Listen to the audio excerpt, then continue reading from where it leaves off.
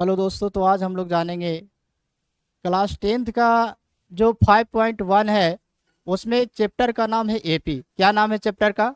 AP. तो AP है तो इसका हिंदी आपका होता है समांतर श्रेणी। क्या होता है आपका? समांतर श्रेणी। तो आप 5 पॉइंट अगर 1 निकालते हैं क्लास 10th में तो आपको उसमें एपी मिलता है। ठीक है, तो एपी का कुछ पहले बेसिक चीज़ें हैं जो हम लोग जानेंगे।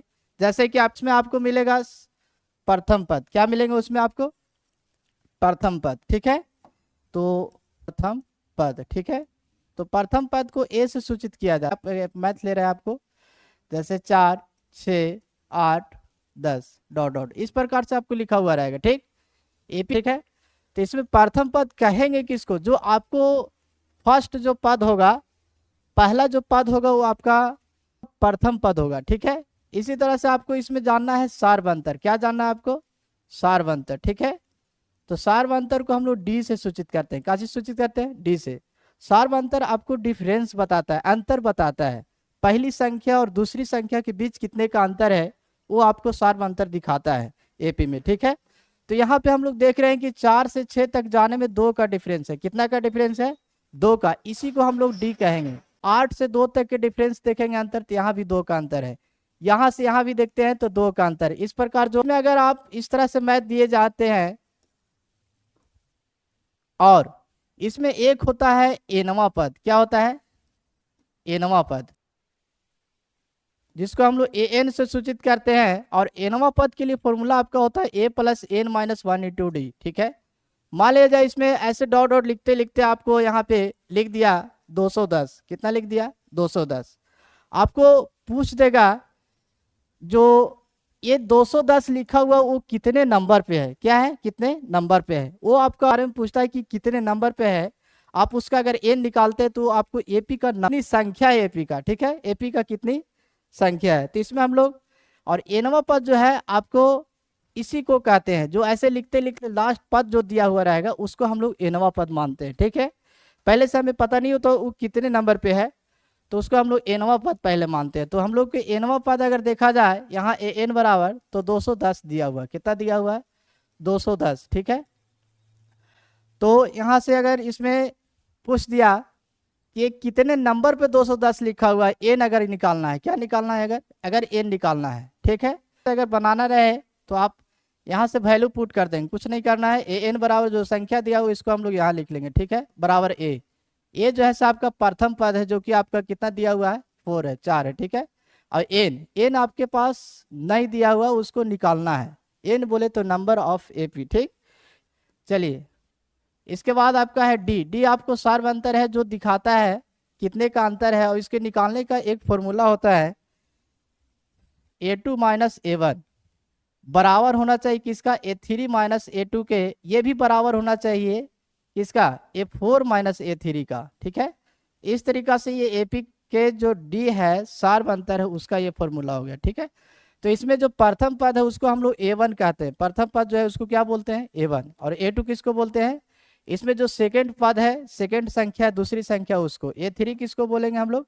इसमें जो है तीसरे संख्या जो है इसको A3 बोलते हैं। ठीक है, और A4 आपको बोलना है चौथे पद को। किसको? चौथे पद। तो चौथे पद आपका है 10।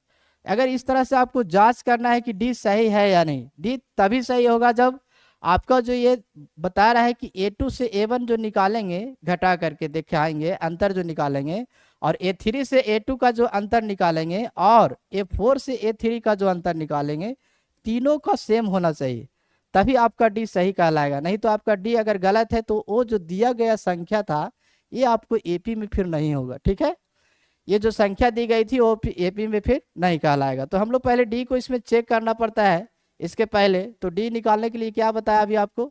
A2 माइनस 7 करेंगे, यानी 6 माइनस 4 करेंगे, बराबर फिर 8 माइनस 6 करेंगे। ठीक है, बराबर 10 माइनस 8 करेंगे। ठीक है, और जो आएगी संख्या वो सब में बराबर होनी चाहिए।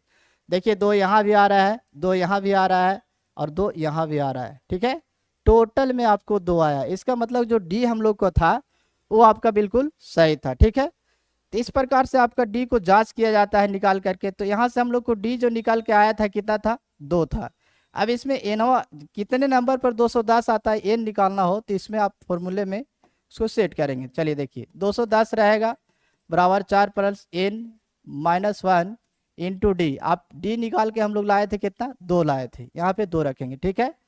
तो यहाँ पे 2 रखेंगे। अब इसके बाद 210 रहेगी बराबर 4 तो रहेगा और ये 2 से आपको इसमें गुना हो जाएगा, ठीक है, n में। तो 2 से n में गुना होगा तो 2n होगा और 2 से आपका 1 में गुना होगा तो प्लस माइनस माइनस 2 होगा, ठीक है।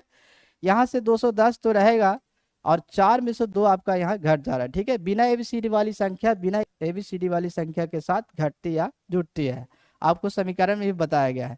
चलिए 4 में से 2 घटेगा तो आपके पास 2 बचेंगे और इधर आपका 2n है, ठीक है। यहाँ से 2 को हम लोग इधर लाएंगे तो 210 तो है, 2 इधर से इधर आएगा तो आपका -2 हो जाएगा, ठीक है।